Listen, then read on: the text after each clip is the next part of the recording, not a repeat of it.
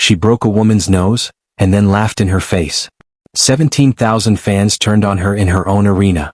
And what happened next might be the most brutal public fall from grace the WNBA has ever seen. Stay to the end because this story gets crazier the deeper you go. Welcome back to WNBA Analysis. If you've been anywhere near WNBA Twitter this week, you already know the name Alyssa Thomas is trending for all the wrong reasons. But what you probably don't know is the full story, the attendance numbers that don't add up, the second player from the same team who got booed by her own alumni fans, and the moment that turned an entire road crowd against one of the league's most talented players. This isn't just a highlight. This is a case study in how fast a reputation can collapse in the new WNBA. Let's break it all down. Watch that moment again.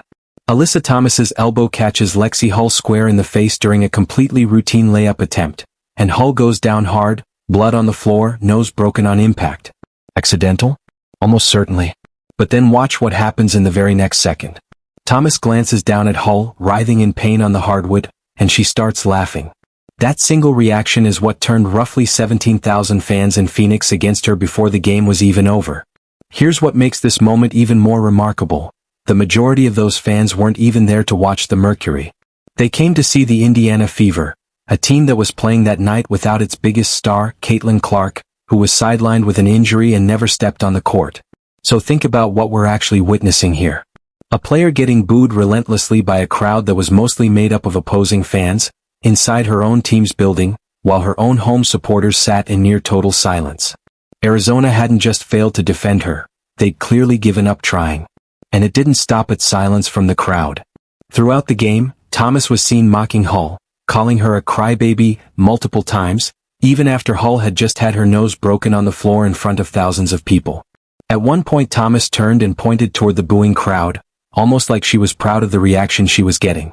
Getting booed by your own fans in your own arena is about as bad as it gets for a professional athlete. There is no spin that makes that look good. Picture the scene. Lexie Hull is on the ground, blood on her face, medical staff sprinting over to check on her, and Alyssa Thomas is standing a few feet away, laughing and calling her opponent a crybaby. This is the pattern that has followed Thomas through the entire 2024 season. It isn't just this one incident. It's the accumulation of moments where she seems to revel in physical, borderline dirty play, laughing and celebrating when she gets away with it, but flipping the script the instant there's any accountability, suddenly everyone else is too soft, and she's the victim of a double standard. Let's be fair about the contact itself though, because intent actually matters here. Slow the replay down and it's clear. Thomas is mid-shooting motion on a layup, her focus entirely on the rim. Hull contests late, closing in just as Thomas's elbow naturally comes up as part of her shot. There is no realistic scenario where a human being has the body control to intentionally clip someone's face in that split second while airborne and finishing a shot. If you're being objective, this was a basketball accident. Nothing more. But here's what separates an accident from something that actually damages your reputation.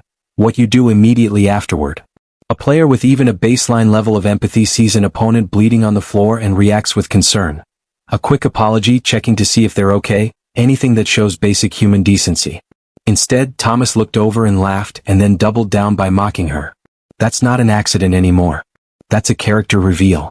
And here's where the story about the Connecticut Sun gets even more fascinating, because this isn't the first time this season a Sun player has been booed on their own home court. Just weeks earlier, forward Olivia Nelson-Ododa, a UConn alum, was absolutely booed out of the building during a Connecticut home game. Normally you'd write that off by saying, oh, those are just UConn fans supporting their own alumni against her. Except Nelson-Ododa played 4 seasons at UConn herself. These were, in theory, her own people. And they booed her anyway. Think about what that says about the atmosphere surrounding this Connecticut team right now. When your own alumni base, the fans who are supposed to be your most loyal built-in support system, turn against you, that's not a one-game problem. That's a cultural problem. It's not about a single play or a single referee decision. It's about an identity and a style of physical, aggressive basketball that even the Sun's own home crowd has stopped defending. For years, the Connecticut Sun built their brand around toughness, hard-nosed, physical, no-nonsense basketball, and for a long time that identity earned them respect around the league. But somewhere along the way that identity curdled. The physicality started to look like cheap shots. The toughness started to look like bullying. And now, even their own fans are rejecting it out loud from their own seats in their own building. Now let's talk about the attendance numbers for this game, because they're honestly staggering when you break them down. The Phoenix Mercury had been averaging roughly 9,000 fans per home game throughout the season. Solid, respectable numbers by WNBA standards, but nothing extraordinary. Then the Mercury announced this matchup against the Indiana Fever and marketed it aggressively as the only chance to see Caitlin Clark in Phoenix this season. They leaned hard into that promise to move tickets, and it worked. The arena drew roughly 17,000 fans that night, nearly double the Mercury's usual attendance. Except there was one massive problem. Caitlin Clark didn't play. She was ruled out with an injury before tip-off. And here's what makes this even more interesting. The fans showed up anyway. Think about what that actually means. These weren't Mercury season ticket holders filling those seats. These were Fever fans, some who traveled to Phoenix, others who live in Arizona and simply wanted to support their team, and they bought tickets specifically because of Clark, found out she wasn't playing, and packed the arena regardless. That's not casual fandom chasing a celebrity appearance. That's a genuine loyal fan movement. Meanwhile, back in Indianapolis, the Fever's own home attendance has actually been inconsistent. Plenty of tickets sold, but not always plenty of seats filled, with fans treating tickets more like collectibles or investments than something they actually use. It's created this strange dynamic where the Fever have practically become a bigger draw on the road than at home. And that road support showed up in full force in Phoenix, ready to be heard. Sophie Cunningham got booed for essentially the entire 40 minutes of this game. Every touch, every free throw, every defensive possession. The Fever crowd was relentless with her from the opening tip to the final buzzer. And to be fair, Cunningham has earned some of that reputation with her own physical style and her history of run-ins with Clark on the court. But what happened to Alyssa Thomas was different, and everyone in the building seemed to sense it. When Thomas got booed, even the Mercury fans who were technically there to support their own team stayed completely silent. They didn't try to drown out the visiting boos. They didn't defend her. They just let it happen. That's the exact moment you know a player has lost the room entirely, when your own building won't even try to back you up, when the home crowd watches you get torn apart by opposing fans and quietly decides you deserve it. And the reason is simple. That laugh after breaking Hull's nose was indefensible. You can debate hard fouls and playoff-level physicality all day long. Reasonable people can disagree there. But you cannot defend celebrating an opponent's injury. Even the Mercury fans who genuinely wanted their team to win that night couldn't bring themselves to support that moment. Now, to be very clear about something important here, because sports conversations online love to blur this line, getting booed at a game is not the same thing as being harassed. Getting booed is not the same as having your address posted online. It is not the same as receiving threats. Those are serious issues that deserve serious, separate conversations. But booing? That's just sports. That's a crowd expressing an opinion about behavior they witnessed with their own eyes. And on that night, Alyssa Thomas earned every single boo she got. Here's what makes the Caitlin Clark effect so powerful, and so complicated for the rest of the league. The Fever have become a massive draw even on nights she doesn't play. Compare that to other major sports leagues for a second. If a superstar like LeBron James sits out a road game in the NBA, attendance typically drops. Casual fans who bought tickets purely to see him ask for refunds or simply don't bother showing up. With Clark and the Fever, the opposite is happening. The fan base she's built is so emotionally invested in the team as a whole that they'll travel across the country and fill an opposing team's arena just to support the roster, with or without her. That should be terrifying if you're any other franchise in this league trying to build your own identity, because it means the Fever aren't just competing with you for wins on the scoreboard. They're competing for the hearts and loyalty of fans in your own city, turning your home games into de facto road games for you. The Mercury marketed this specific game entirely around the promise of seeing Caitlin Clark play. Instead, it turned into something the Mercury never could have predicted. A very public, very brutal reputation collapse for Alyssa Thomas, played out in front of the exact crowd built to be the loudest, most passionate, and least forgiving audience in the sport right now. Let's slow down and talk about intent, because this is where the conversation gets genuinely nuanced. The contact itself, as we said, was almost certainly accidental. Thomas was mid-shot, focused on the rim, and Hull closed the gap late. There's no real argument that she had the split-second body control to intentionally target Hull's face during her own shooting motion. But here's why that doesn't matter nearly as much as people think when it comes to public perception. Intent only carries you so far when your reaction afterward reveals your true character. If this had happened to a player with a spotless, well-liked reputation, someone widely known for good sportsmanship, the benefit of the doubt would have been instant and automatic. That's terrible, obviously an accident, you can tell how bad she feels. But Thomas doesn't have that kind of reputation to fall back on. She's built her entire career playing right up against the line of what's legal, and in the eyes of a lot of fans, crossing it more than once. So when she looked over at an injured opponent and laughed instead of showing concern, people didn't see an isolated accident. They saw a pattern. And that pattern, not the elbow itself, is really what's on trial here. It's the accumulation of moments where Thomas has seemed to take pride in physical dominance over pure skill, in intimidating opponents rather than simply outplaying them, in acting like normal standards of sportsmanship don't fully apply to her because she's tough enough to get away with it. That mentality can work just fine when you're winning and your team is respected around the league. But the moment you become a villain in the public eye, every single one of your actions gets reinterpreted through that lens. The laugh after Hull's injury stopped being a minor lapse in judgment. It became evidence. Here's the part that should genuinely concern both Alyssa Thomas and the Connecticut Sun organization moving forward, because this was never really about one game or one incident.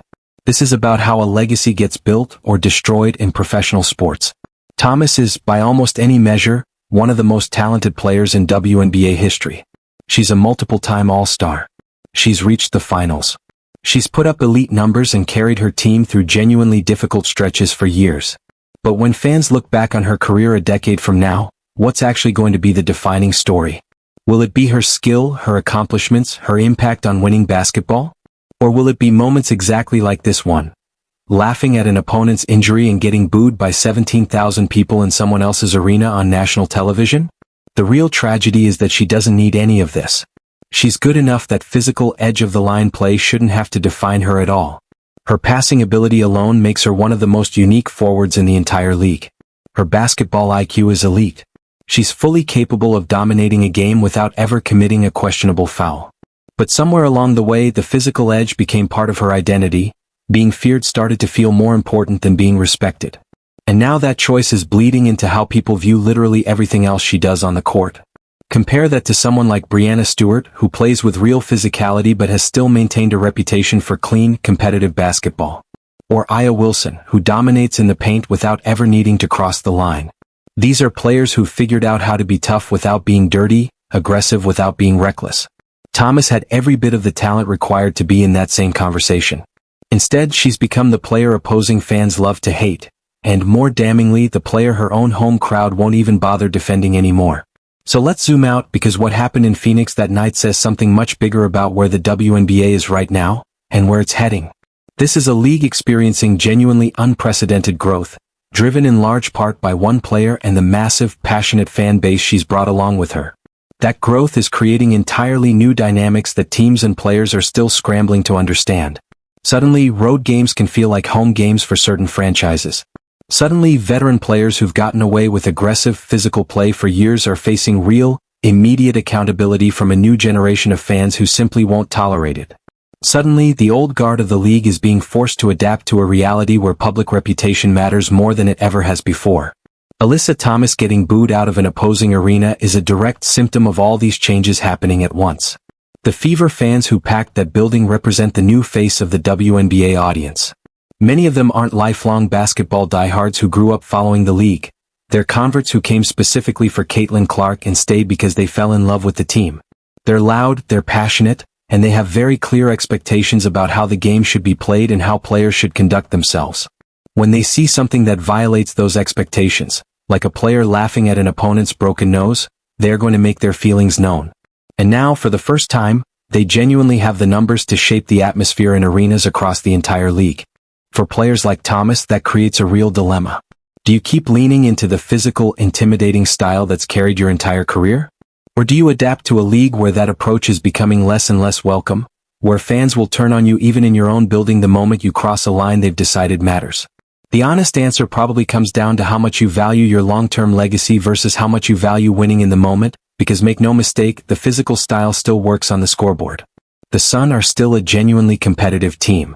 Thomas is still one of the most effective players in the league.